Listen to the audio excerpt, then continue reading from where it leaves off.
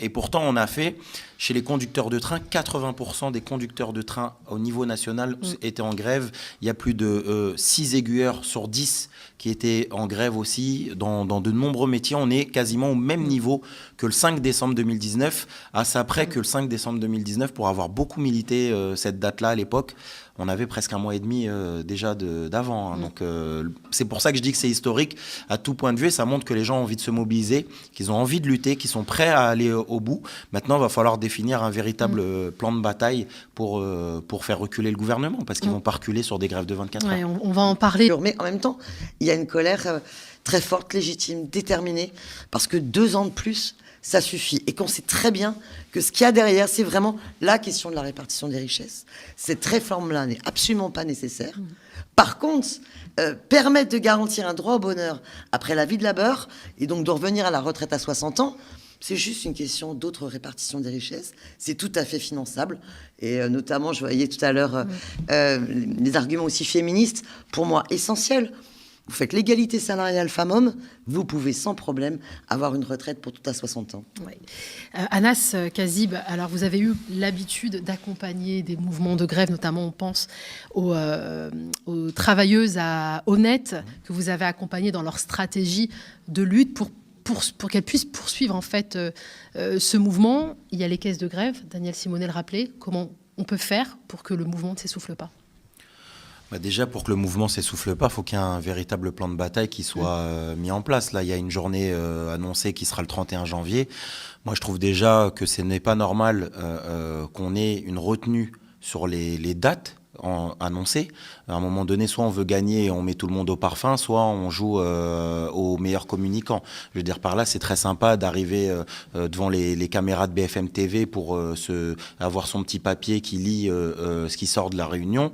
Dans les faits, dans le rapport de force, c'est pas ça qui nous aide, d'accord ? C'est-à-dire qu'à un moment donné, moi, je suis un peu gêné quand je suis en assemblée générale le matin et qu'on n'a rien à annoncer. C'est-à-dire qu'on n'est même pas capable de dire aux gens qu'est-ce qu'on propose, est-ce qu'on se met sur telle date, etc., etc.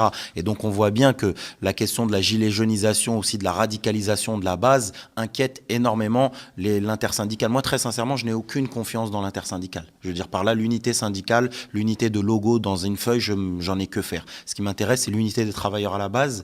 Et cette unité, elle est primordiale, d'accord ? Parce que l'intersyndicale, elle est aussi responsable des 25 années de défaite syndicale aujourd'hui. Et moi, je l'oublie pas. C'est-à-dire qu'à un moment donné, quand ça devient trop chaud, on sait comment ça se passe. Et que je pense que ce que nous, on a besoin de faire aujourd'hui, vous parliez de Honnête, mais très récemment, on était encore avec les Géodis pendant plus de 30 jours. Ce qui aide les travailleurs, c'est que lorsque les grévistes, leur grève leur appartient.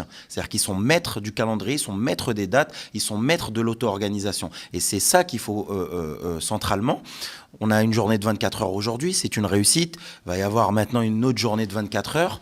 Mais je veux dire par là, il faut embrayer très rapidement, comme l'a dit Daniel, sur la question de la grève reconductible. Je veux dire par là, enfin, la mémoire collective, c'est très bien qu'à chaque fois qu'on a fait reculer le gouvernement, c'est dans un rapport de force dur. L'intersyndicale annonce justement une nouvelle manifestation le 31 janvier. 31 janvier, ouais. Journée de grève interprofessionnelle, de manifestation. Je ne saurais pas vous dire. Enfin, moi, de toute façon, je suis de toutes les grèves et de toutes les manifestations. Mais le problème, c'est pas les journées de 24 heures. C'est qu'à un moment donné, il y a les camarades raffineurs de la CGT Pétrole qui posent dans le paysage une montée crescendo avec une possible grève reconductible à partir de la mi-février. L'ensemble des médias bourgeois sont inquiets et savent que le gouvernement est très inquiet par la grève reconductible parce qu'ils savent que si demain les raffineurs les transports, etc., l'énergie, les grands bastions du mouvement ouvrier, l'éducation nationale, etc., et aussi quelques secteurs privés, s'ils se mobilisent demain en grève reconductible, ça va être très, très compliqué. Et juste pour réagir sur ce qu'a dit Emmanuel Macron, parce que bon, ils sont très sympas dans ce gouvernement. Au début, ils nous ont expliqué que c'était... Ouais, tu vois, je commence à être macroniste. Ça va pas, là. Il est ironique, on tient à rassurer celles et ceux qui nous regardent. Le gouvernement nous explique au début que la réforme des retraites, c'était pour pour payer, c'était pour la crise climatique, donc c'était pour le climat. Puis ensuite, on nous a dit que c'était pour payer l'aide aux personnes âgées. Puis après, on nous a dit que c'était pour la dette. Et puis maintenant, finalement, ils sont en minorité sur tout. Ils expliquent maintenant, c'est moi le chef. C'est-à-dire que voilà, ils nous parlent de démocratie en permanence, mais au final, quand il y a 93% des actifs qui sont contre la réforme des retraites, la seule réponse, c'est finalement, c'est moi le chef. Ils sont totalement mis en minorité encore aujourd'hui par le président du corps. Je veux dire, le président du corps, il a réexpliqué c'est quoi le rapport et qu'en fait, il dit qu'il n'y a pas de déficit, que le système est très équilibré, etc. Même nous, je pense que on a tendance où on se dit faut quand même réexpliquer la dette, que même aussi il y a des caisses d'amortissement au cas où, etc. Mais en vrai, on ne devrait même pas faire ça parce que le système, il est excédentaire. 3,2 milliards. Quelle entreprise déjà fait 3,2 milliards de bénéfices ? On a un système des retraites dans lequel les retraités français sont les mieux lotis par rapport aux autres retraités. Et je vais dire en moyenne, parce que je ne nie pas du tout qu'il y a des retraités qui sont vraiment dans une misère profonde et qui vont fouiller dans les poubelles à la fin des marchés, etc. Mais quand on prend la moyenne de l'OCDE sur les retraités du monde, les retraités français, ils ont une moyenne de vie qui est beaucoup plus élevée. Et avec ça, on arrive à faire 3,2 milliards d'excédents. Donc nous, moi je pense qu'on devrait se mettre uniquement sur le terrain de la stratégie et de la lutte et discuter de ça. Quel est le plan de bataille pour que celui qui se prend pour le chef suprême et qui dit « moi je suis le chef et basta », comment on le fait reculer? Et pour le faire reculer, c'est à un moment donné quand là-haut, ils vont lui dire « mon ami, ça commence un peu à être beaucoup trop le bazar, on commence à perdre beaucoup trop de milliards, on ne comprend pas trop ta réforme en plus, on ne voit pas ce que ça va apporter de plus concrètement dans les caisses, etc. etc. » Et donc, c'est ce dont nous, on doit commencer à parler. Et malheureusement, le 31 janvier, c'est le 31 janvier, mais qu'est-ce qui se passe après le 1er février? On recommence encore avec une nouvelle date. Donc voilà, moi j'ai envie de dire à celles et ceux qui ont lutté aujourd'hui, qui se sont organisés, il faut commencer à pousser et à dénoncer le début d'une forme de stratégie qui serait une stratégie de grève saute-mouton qu'on a connue en 2016, que nous, en tant que cheminots, on a connue avec cette fameuse grève perlée, etc., même si c'est un peu différent. Mais à un moment donné, il faut qu'on renoue avec ce qui fait reculer le gouvernement en 95. Et aussi, moi, je ne l'oublie pas, parce que pour moi, ce n'est pas une défaite. 2019, si on n'était pas en grève reconductible avec la RATP, Covid ou pas Covid, ça passait. Donc la solution grève reconductible. Un nouveau 49.3, alors que vous avez une mobilisation historique qui est en train de se construire, ça peut au contraire enclencher, non pas les 2 millions dans la rue, comme on les a peut-être eus aujourd'hui, mais bien plus. Alors effectivement, la démonstration de la force a été réussie. On sait qu'il y a même des divergences au sein de la Macronie sur la stratégie adoptée. Il y a une ligne dure qui est incarnée par Emmanuel Macron, une ligne qui laisse place à la négociation. Est-ce que ça peut laisser présager une crise interne qui donc du coup pourrait profiter au mouvement, Anas Kazib? Moi, je pense que déjà le gouvernement est en crise aujourd'hui. Il fait cette réforme dans un des pires moments. Je veux dire, ils espèrent toujours compter sur l'atonie en fait du mouvement. Ils espèrent compter aussi sur la fragilité des directions syndicales, etc. Sur certains qui aiment aussi négocier, parce qu'il y en a, c'est pas dans leur ADN. Je veux dire par là, moi tout à l'heure quand je disais que j'ai aucune confiance dans l'intersyndicale, c'est notamment parce que je sais pas, Laurent Berger, encore à Noël, il a dénoncé la grève des contrôleurs. Je veux dire par là, il a dénoncé les raffineurs au moment où ils se faisaient réquisitionner. Donc on voit très bien que lorsque c'est chaud, ces gens-là commencent un peu à reculer. Et on a besoin que ça soit chaud. On va avoir besoin que ça soit chaud pour faire reculer le gouvernement. Et donc oui, pour moi, le gouvernement est déjà en crise et que j'ai l'impression que parfois ils se disent jusqu'ici tout va bien tant que ça passe. Maintenant, il va falloir, je pense qu'on a les capacités de pouvoir imposer un véritable rapport de force qui les fasse reculer.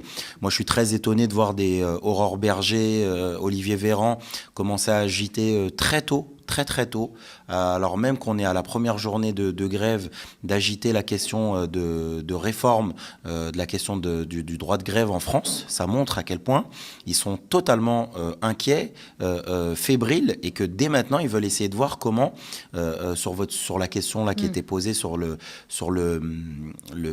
rapport de force en face et comment ils vont essayer de réprimer. Moi, je pense que c'est une option qu'ils essayent de voir, d'envisager d'empêcher les blocages, d'empêcher, là il y a eu la question des amendes, mais moi je pense que leur souhait, ce serait d'avoir un système de grève dans lequel en fait il n'y ait vraiment plus d'impact déjà, et ça les emmerde que la phrase de Sarkozy, quand il y a une grève à la SNCF, ça se voit plus.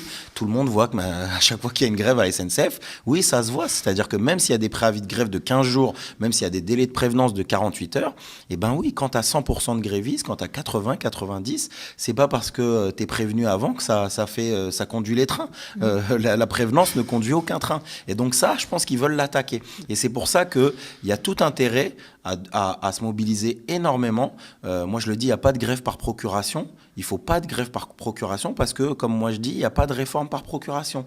Et la réforme, elle va toucher tout le monde. Et on est bien conscient que nous, on va prendre notre part. Je veux dire, on est une digue pour le prolétariat, les cheminots. Ça veut dire quelque chose dans l'imaginaire pour tout le monde, pour les travailleuses et travailleurs, la jeunesse. Lorsque la SNCF, elle est en grève, lorsque les raffineries sont en grève, etc. C'est pas, on le nie pas. Je veux dire, par là, on n'est pas en train de dire, moi, j'attends que la travailleuse de chez H&M, elle fasse aussi grève reconductible. Je veux dire, si elle peut faire reconductible, c'est très bien. Mais on sait que on va compter sur les bastions du mouvement ouvrier. Mais maintenant, tous ceux qui peuvent se mobiliser doivent se mobiliser avec ce qu'ils peuvent, avec leur force, etc. Et puis tout à l'heure, on a parlé des caisses de grève. Mais oui, les caisses de grève, ça va être central et pas des caisses de grève en mode, nous on les appelle parfois des caisses de grève pour payer les merguez à la fin, quoi. Enfin, c'est des caisses de grève utiles. Caisses de grève qui, lorsque ton collègue, il est en train de voir la fiche de paye qui va arriver, lorsqu'il est en train de voir comment il doit payer son loyer et que cette question-là, elle le fait re-rentrer au boulot, les caisses de grève, elles doivent être là. Et nous, à l'époque, au Bourget, en 2019, si on a réussi à faire plus de 60 jours de grève, c'est parce qu'on a réussi à collecter une caisse de grève de plus de 80 000 euros. Et moi, je faisais des chèques aux agents. Les agents même, ils disaient putain, Anas, toi, tu payes plus vite que la SNCF. On n'est même pas encore prélevé que tu nous as déjà donné le chèque. C'est ça, la caisse de grève. Caisse de grève, c'est dès que ta fiche de paye, tu la reçois, je te fais un chèque tout de suite. Laisse l'argent de côté. Ne t'inquiète pas. Ne fais en sorte de ne pas arrêter. Rassure ta femme, rassure ton mari, dis-leur t'inquiète pas. Le loyer, on va le payer. Les courses, on va pouvoir les faire, etc. Je continue mon combat et c'est ça. Et c'est comme ça en fait que nous, on n'est pas des super-héros. Je veux dire par là, moi vous voyez, je vous montre mes fiches de paye, vous pétez un câble, vous dites comment il fait lui, il a 3 enfants, il est marié, etc. Il fait des 60 jours de grève, 10 jours par-ci, 20 jours par-là. Et c'est parce qu'on est organisé. Parce que derrière, on compte sur la solidarité et que cette solidarité, on la met à profit de la lutte. C'est ni plus ni moins. C'est pas pour se payer à manger sur le piquet ou quoi que ce soit. C'est pour se batailler. Et je pense que ça rassure les gens. Les Géodis, ils ont fait 30 jours. Les honnêtes dont tu parlais, ils ont fait 45 jours. Leroy Merlin, Amazon, Decathlon, etc. Hôtel Ibis, ils ont fait 22 mois. Des femmes qui gagnent 500, 600 euros. Comment elles font 22 mois ? Elles font 22 mois grâce à la solidarité et des caisses de grève. Et c'est cette solidarité justement qui fait peur au gouvernement. Et c'est peut-être pour ça qu'on voit certains députés macronistes se désolidariser de la réforme. Ils sont en train Pécresse et le gouvernement veulent fermer des lycées professionnels avec un mépris de classe éhonté. Enfin, la liste, elle est longue. Elle est longue de secteurs qui sont cassés par la politique libérale. Et donc les mobilisations contre la réforme des retraites, elles sont aussi le moment où on voyait dans la manifestation plein d'expressions de colère aussi sur plein de secteurs. Donc il y aura à mon avis aussi d'autres dates très rapidement. Donc il faudrait faire converger les luttes, Anas. De fait, ça se passe. Ça se passe, oui. Moi je dis, je le répète, la question du plan de bataille, de la stratégie, elle est centrale aujourd'hui et qu'il faut se mettre autour de la table. Nous, en tout cas, on va essayer de prendre notre part, d'essayer de commencer à discuter avec des secteurs et voir comment on peut essayer de sortir d'une stratégie de la défaite. Je veux dire par là, la question, elle n'est pas de 24 heures ou 48 heures ou je ne sais quoi, mais c'est d'avoir un plan de bataille réel. Tout à l'heure, je parlais des caisses de grève, il y a quelque chose que j'ai oublié, mais enfin, la CFDT, elle annonce elle-même qu'elle a plus de 120 millions d'euros de caisse noire. Il faut savoir que les militants CFDT avec lesquels j'ai discuté m'ont déjà dit que eux, ils savaient que leur journée de grève allait être en partie indemnisée. C'est très bien, mais est-ce que c'est les militants de la CFDT qui vont gagner ? Est-ce que c'est juste les militants de la CGT, juste les militants de Solidaire ? Non, c'est ceux qui vont se mobiliser. Et donc ce serait pas fort en fait d'arriver, en plus de donner un plan de bataille, de dire on vous explique tout de suite, il y a tant de millions d'euros de caisses de grève qui seront au service de tout le monde, mettez-vous tous en grève. On vous remboursera, on vous aidera, on vous indemnisera. Je vous ai parlé de la CFDT. La CGT, si elle revendique 700 000 adhérents. si elles demandaient ne serait-ce que 1 euro de toutes les cotisations qu'ils prennent chaque mois, dire on va prendre de toutes les cotisations du mois de janvier, 1 euro, ça va aller dans une caisse de grève générale, vous faites rentrer 700 000 euros. Et vous ajoutez les 300 000 adhérents ou 400 000 adhérents de Force ouvrière, Solidaire, UNSA, etc. On arrive avec un plan de bataille réel et une force de frappe, en fait. C'est pas la même chose quand tu as une stratégie de grève reconductible et qu'en même temps, tu la couples avec l'ensemble des choses qui peuvent être néfastes. Les gens ne reprennent pas le boulot par gaieté de cœur. Ils reprennent le boulot parce qu'ils sont contraints, parce qu'ils n'ont pas le choix. Mais s'ils savent que tu peux leur assurer de pouvoir continuer à vivre, notamment dans cette période-là, c'est central. Et il y a quelque chose d'autre qui, pour moi, est important pour la suite, c'est les mots d'ordre. Je veux dire par là, on ne peut pas se contenter. Déjà, pour moi, le retrait total de la réforme, c'est un minimum qui n'est pas encore clair aujourd'hui. On ne parle pas de retrait de l'ensemble de la réforme. C'est très ambigu. Mais moi, déjà, je tiens à l'affirmer, il faut exiger le retrait total de cette réforme sans aucune concession. Mais en plus de cela, je veux dire, moi, je regarde mon cas. Moi, je suis né après 73. Je suis né en 87, j'ai 36 ans. Bah moi, la réforme Marisol Touraine, elle s'applique totalement sur moi. Moi, je veux dire par là, j'ai reçu mon décompte il y a 2 mois à peu près, je pars à 66 ans. Ouais, autant dire, moi, je partirai pas à 66 ans. Enfin, soit je serai mort, soit je ferai autre chose. Je sais pas, mais je vais pas rester dans un poste d'aiguillage en 3-8 jusqu'à 66 ans. Peut-être que même si moi, je voulais, la SNCF ne voudra pas me garder jusqu'à 66 ans dans un poste d'aiguillage. Partirait de manière anticipée, à mon mais avis. oui, mais en fait... On n'a pas envie de monter dans un train... oui, mais on part soit avec de l'inaptitude, soit de Ouais. l'inaptitude, soit on est réformé, soit je veux dire par là, il n'y a personne aujourd'hui, il y a des collègues à 40 ans, ils ont de l'hypertension artérielle, du diabète, de l'apnée du sommeil, tout ça en fait, quand on a des postes de sécurité, je veux dire, moi je fais passer des trains avec des wagons de matière radioactive.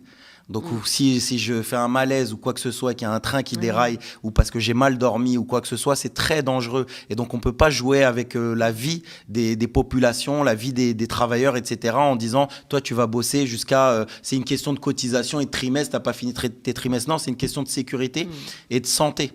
Et c'est pour ça que pour moi, la question des mots d'ordre est centrale dans cette bataille-là. Il faut revendiquer, non pas uniquement le retrait, mais il faut revendiquer une retraite à 60 ans, à minima, et 55 ans pour les métiers pénibles. Il faut réclamer l'indexation des salaires sur l'inflation. Pour dire à toutes celles et ceux qui se mobilisent demain, vous ne vous mobilisez pas uniquement sur le retrait de la réforme, mais pour aller chercher du mieux. Parce qu'on le sait, le mois de mars, on nous l'annonce déjà comme un mois noir, en fait, en termes d'augmentation des prix. Et je veux dire, ça va nous rattraper. Et on est fatigué, je veux dire, de faire des grèves et des manifestations tous les 2 mois, tous les 3 mois. À un moment donné, on a envie d'en découdre une bonne fois pour toutes. Je pense qu'aujourd'hui, cette journée, elle est suffisamment forte et importante pour essayer de donner le là à quelque chose de bien plus fort. Mais comme je le dis et je le répète, sans stratégie, sans rien du tout, on n'y arrivera pas. On est face à nous un camp qui est coordonné, qui est organisé, qui a ses médias bourgeois, qui a ses économistes, ses juristes, etc., sa police et autres. Face à ces personnes vous entendrez jamais Bernard Arnault critiquer Macron. Vous entendrez jamais un patron qui est un millionnaire critiquer un milliardaire. Jamais vous entendrez un patron qui gagne 20 000 euros par mois critiquer celui qui gagne 1 million. Ils sont coordonnés. Ils se défendent parce qu'ils savent leur intérêt en face. Ils savent ce que ça dit. Vous savez, quand vous êtes en réunion CSE avec la tôle et que vous avez une DRH qui est cheminote et qui de fait va travailler plus longtemps et que vous voyez que dans son discours, elle a un discours de patronne alors qu'elle-même va devoir partir plus longtemps, vous voyez face à qui vous êtes. Et donc face à ce secteur-là qui est coordonné, qui va essayer de, même s'ils sont, je veux dire, pas trop d'accord, pas ceci, cela, ils se disent certains, c'est quoi ton délire là, c'est pas le moment. Néanmoins, ils sont tous soudés, ils ne lâcheront pas Macron comme ça. Et donc, il faut qu'on se coordonne, il faut qu'on s'organise par en bas, qu'on fasse le front le plus large. Et si tu me permets une dernière chose, il faut le mouvement antiraciste, il faut le mouvement féministe. Daniel a parlé de la question du féminisme, mais ceux qui vont douiller, c'est le visage des travailleuses de l'hôtel Ibis. D'accord ? C'est elles qui vont être frappées de plein fouet. Ouais. Ce sont ceux qui viennent tard en France. Métiers essentiels. Oui, les métiers essentiels pendant la crise sanitaire. Et qui vivent les inégalités sociales et raciales dont on ne reconnaît toujours pas aussi les pénibilités. Parce que les pénibilités sur les métiers majoritairement exercés par des femmes, c'est une vraie bataille. Merci beaucoup William Ghosn, enseignant, syndicaliste Sud Éducation 95. Merci Daniel Simonet, député LFI. NUPC, merci Anas Kazib, syndicaliste Sud Travail, porte-parole parole des révolutions permanentes. Et merci également à vous, derrière vos écrans, de nous avoir suivis, aussi nombreux et nombreux. Et si on peut vous proposer chaque jour cette qualité d'information, c'est uniquement grâce à nos abonnés et nos sociétaires qui financent notre antenne. Cela fait déjà plus de 4 mois que nous tenons le défi d'être diffusés en 24/7 sur YouTube et Dailymotion, uniquement grâce au soutien populaire et citoyen de près de 9500 abonnés, dont 4100 sociétaires. C'est énorme, mais soyons honnêtes, notre modèle est fragile et ce n'est pas assez. Continuez à vous abonner, à faire s'abonner vos proches. Offrez-vous un média véritablement libre des 5 € par mois. Rendez-vous sur lemediatv.fr pour nous aider à atteindre l'objectif des 12 500 abonnés. C'est terminé pour moi, pour nous. Très bonne soirée et à très bientôt.